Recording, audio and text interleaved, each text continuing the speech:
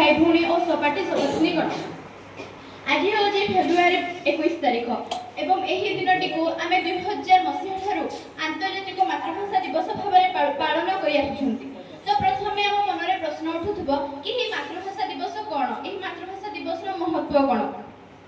तो यह मातृभाषा दिवस हूँ आम जन्म ठार आम माँ ठार परिवेश समाज ठार जो प्रथम जो भाषा शिखी था ही आम साधारण भाव में मातृभाषा बोली कही था। तो ये मातृभाषा जदि आम यही मातृभाषा को सुदृढ़ करवा तो जदि मातृभाषा सुदृढ़ हेले जे आमर समाज एवं आम देश राज्य निश्चित भाव में आगक जीव से स्वभाव कवि गंगाधर मेहर कहते उच्च होगापी कर जेबे आशा उच्च कर आगे निज मातृभाषा। तो एथिरो आमे कोन सिखिले जदि आमे निजे उच्च होगापी चाहूछंती तो प्रथमतः आमको आम निज मातृभाषा को सुदृढ़ करबा को हबो। आम मातृभाषा को जेते बेले आमे सुदृढ़ और शक्तिशाली करबा ताहाई जाय कि आमे निश्चित भाव में उन्नति पथरे अग्रसर होई परिबा।